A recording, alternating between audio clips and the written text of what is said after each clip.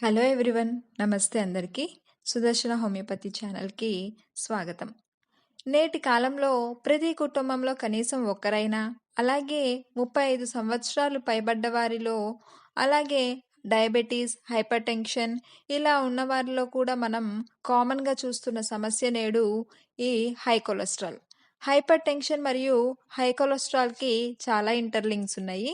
నేడు మన వీడియోలో ఈ హై కొలెస్ట్రాల్ గురించి, వాటి కారకాలు, వాటి లక్షణాలు, అలాగే వీటి వల్ల వచ్చే డిసీజెస్ గురించి మనం తెలుసుకుందాము. సాధారణంగా కొలెస్ట్రాల్ అనేది మైనం లాంటి పదార్థం. ఇది మన రక్తంలో ఉంటుంది. అయితే మానవ శరీరానికి కొలెస్ట్రాల్ అనేది చాలా అవసరం. దీని వలనే సెల్స్ అనేవి బిల్డ్ అవుతాయి. కానీ ఎక్కువ కొవ్వు వలన హార్ట్ డిసీజెస్ వచ్చే ప్రమాదం ఎక్కువ. అయితే ఎక్కువ కొవ్వు ఉన్నా కూడా బాడీలో యూజ్ ఏమీ లేదు. దీనివల్ల ఇంకా ఈ ఎక్స్ట్రా ఫ్యాట్ అంతా ఆర్టరీస్‌లో వెళ్ళి అక్కడ ఫ్యాట్ డిపాజిట్స్‌గా ఫార్మ్ అవుతాయి. అలా క్రమేణా ఫ్యాట్ డిపాజిట్స్ అన్నీ ప్లేక్ అంటే ఒక బద్దలాగా, క్లాట్స్ లాగా ఫార్మ్ అవుతూ ఉంటాయి. అయితే దీనివల్ల రక్త ప్రసరణ అనేది సరిగ్గా జరగదు. అంటే ఆర్టరీస్‌లో బ్లడ్ ఫ్లో అనేది ఇవి ఉండటం వల్ల తగ్గుతూ ఉంటుంది. సరిగ్గా జరగదు. కొన్నిసార్లు ఈ ఫ్యాట్ డిపాజిట్స్ అనేవి బ్రేక్ అయ్యి క్లాట్‌లాగా కూడా ఫార్మ్ అవుతాయి. దానివల్ల హార్ట్ అటాక్ కానీ, అలాగే స్ట్రోక్ కానీ వచ్చే అవకాశాలు చాలా ఎక్కువ. ఈ హై కొలెస్ట్రాల్ అనేది జన్యుపరంగా ఇన్‌హెరిటెడ్‌గా ఉండే అవకాశాలు ఎక్కువ. దాంతో పాటుగా నేటి కాలంలో ఈ అన్‌హెల్తీ లైఫ్ స్టైల్ వలన కూడా వస్తుంది.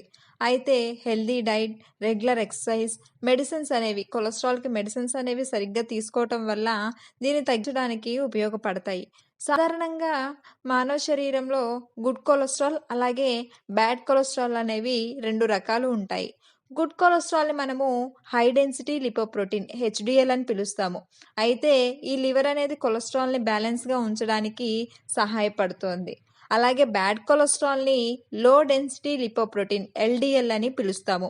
దీనివల్ల ప్లేగ్ అనేది ఆర్టరీస్‌లో ఎక్కువగా ఫార్మ్ అవుతూ ఉంటుంది. ఈ హై కొలెస్ట్రాల్‌ని మనము హైపర్ లిపిడేమియా, అలాగే హైపర్ కొలెస్ట్రేమియా అని కూడా పిలుస్తాము. ఈ హై కొలెస్ట్రాల్ అనేది బాడీలో సైలెంట్‌గా ఉంటుంది. సింప్టమ్స్ ఏమి బయటికి చూపించదు. కాబట్టి 35 ఇయర్స్ పైబడ్డ వాళ్ళు, అలాగే డయాబెటిస్, హైపర్ టెన్షన్ ఉన్నవాళ్ళు రెగ్యులర్‌గా అంటే 6 మంత్స్ కానీ, 1 ఇయర్ కానీ ఈ హై కొలెస్ట్రాల్ బ్లడ్ టెస్ట్ అనేది చేయించుకోవడం చాలా మంచిది. దీన్ని మనము లిపిడ్ ప్రొఫైల్ టెస్ట్ అని పిలుస్తాము.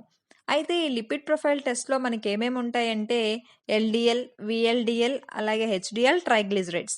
ఎల్‌డీఎల్ అంటే లో డెన్సిటీ లిపోప్రోటీన్. దీన్ని మనము బ్యాడ్ కొలెస్ట్రాల్ అని ఆల్రెడీ చెప్పుకున్నాం. అయితే ఇది నార్మల్‌గా మన బ్లడ్‌లో 100 ఎంజీ/డీఎల్ కన్నా తక్కువ ఉండాలి. ఇది గనక బ్లడ్‌లో పెరిగితే హార్ట్ డిసీజెస్, అలాగే స్ట్రోక్ వచ్చే అవకాశాలు చాలా ఎక్కువ. తర్వాత వీఎల్‌డీఎల్ అంటే వెరీ లో డెన్సిటీ లిపోప్రోటీన్. దీని నార్మల్ వాల్యూ మన బ్లడ్‌లో ఉండాల్సింది 2-30 ఎంజీ/డీఎల్. ఇది గనక పెరిగితే గనక బా ఆర్టరీస్‌లో క్లాట్స్ అనేది ఫార్మ్ అవ్వడానికి ఇది హెల్ప్ చేస్తుంది.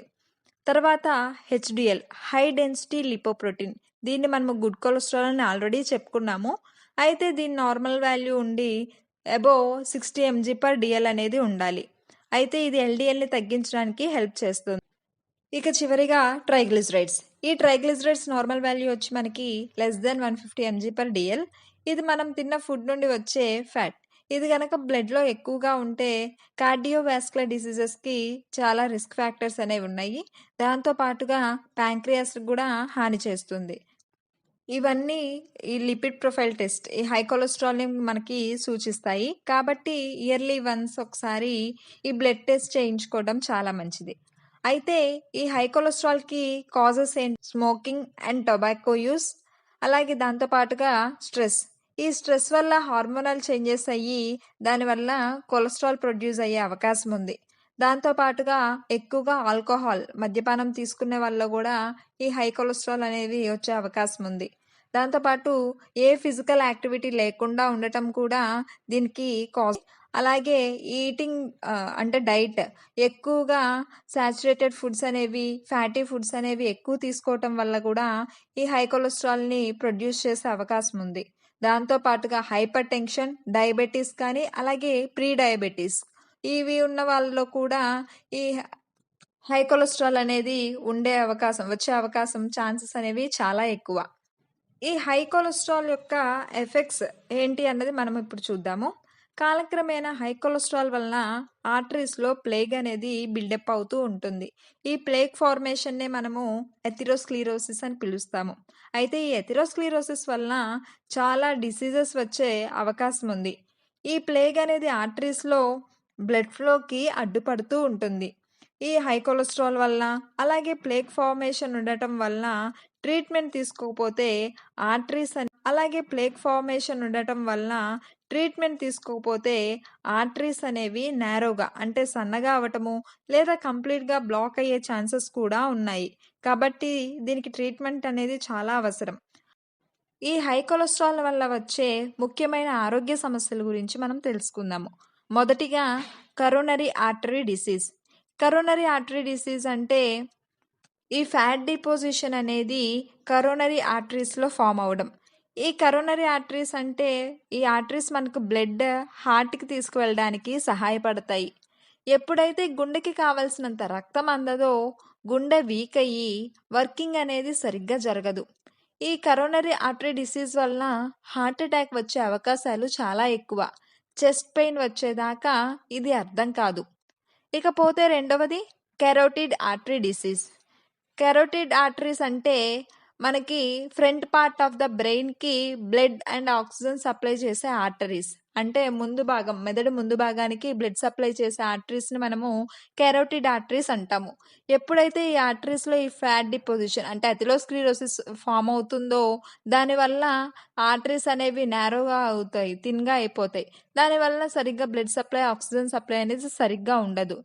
దీనివల్ల స్ట్రోక్ వచ్చే అవకాశాలు చాలా ఎక్కువ. ఇకపోతే మూడవది హై బ్లడ్ ప్రెషర్. ఈ ఫ్యాట్ డిపోజిషన్స్ ఆర్టరీస్‌లో ఫార్మ్ అవుతాయని చెప్పుకున్నాం గదా! అలా ఫార్మ్ అవ్వటం వలన ఆ ఆర్టరీస్ అనేవి నేరోగా, సన్నగా అవుతాయి. దీనివల్ల హార్ట్ అనేది ఎక్కువ స్ట్రెయిన్ చేసి మరి బ్లడ్‌ని పంప్ చేయాల్సిన అవసరం ఉంటుంది.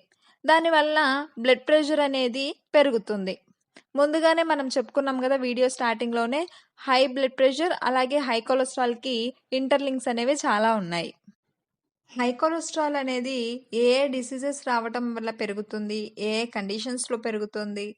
అలాగే ఈ హై కొలెస్ట్రాల్ ఉన్నవాళ్ళు ఫుడ్స్ తీసుకోవాలి? అలాగే ఫుడ్ అనేది తీసుకోకూడదు? ఈ హై కొలెస్ట్రాల్‌లో హోమియోపతిక్ రోల్ ఏంటి అన్నది మనం నెక్స్ట్ వీడియోలో తెలుసుకుందాము. Thank you.